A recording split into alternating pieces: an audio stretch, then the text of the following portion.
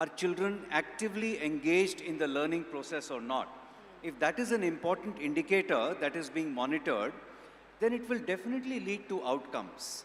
And I think this excessive emphasis on measurement all the time of outcomes is a problem, because what leads to outcomes is also very important. So the balance between looking at the processes and also looking at outcomes, but not letting the school be a unit of change rather than trying to do everything at the state level.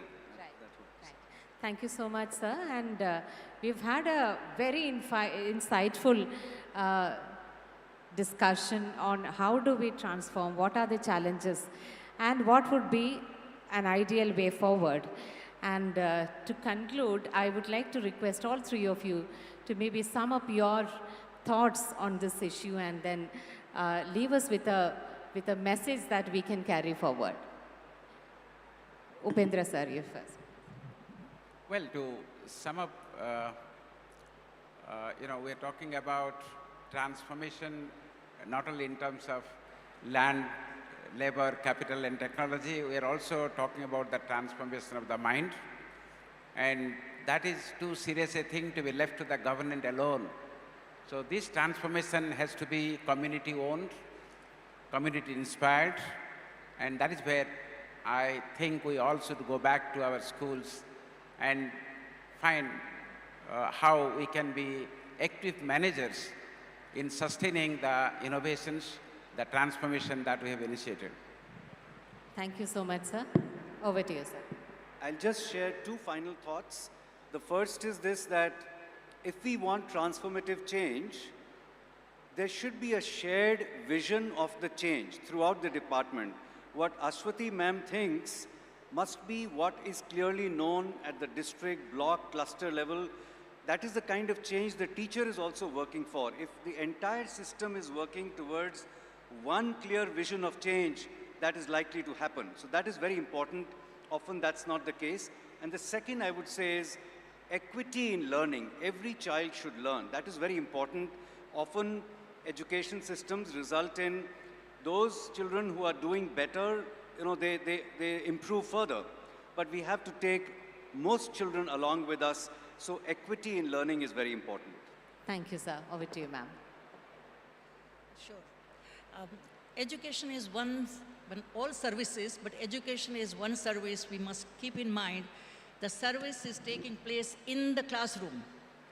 So classroom and the processes between a teacher and the child is central, and therefore at different levels of the system, clearly defining what decisions should be made where, so that there is enough autonomy in the classroom while there is enough guidance to the teachers and the community, parents, students. But making sure that that unit where the change is really taking place in the classroom. And secondly, I would like to say, absolutely create. How do we create? Of course, there's a variety of ways to do it, but create confidence firstly among students and then teachers that all children can learn and learn really well. So there is no doubt about it. There has been enough research to show all children can learn.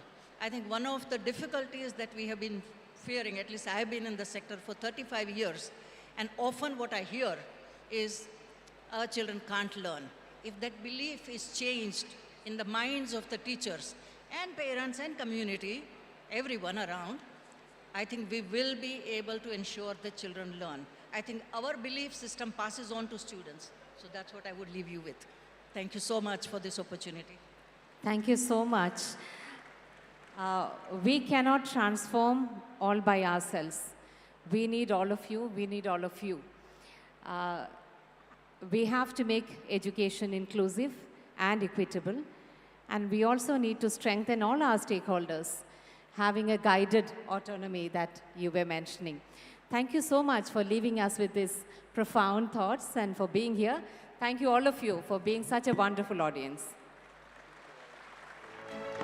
Thank you very much for the extremely insightful session. May I request Madam Aswati S to present small tokens of gratitude to all the panelists for sharing their thoughts and perspectives with us. These are tokens of love to let the panelists know that their presence and support means so much to us and to this conclave. Thank you very much.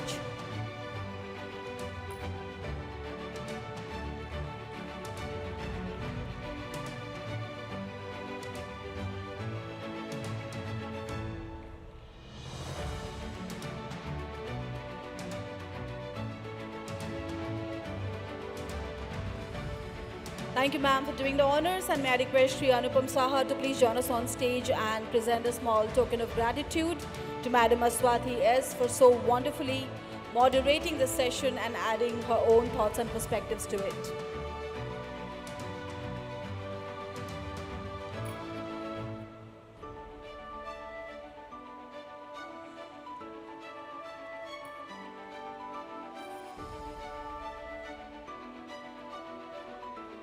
What a brilliant session that was indeed.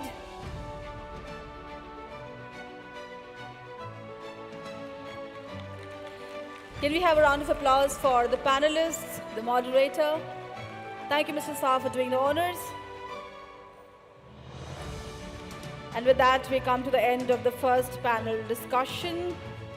There is one good news to be shared. Honorable Chief Minister Odisha will be joining us here at 4:45, and we are super thrilled and excited to hear from him, especially the feedback about the department's work and achievement. We are gearing up for the next session, that is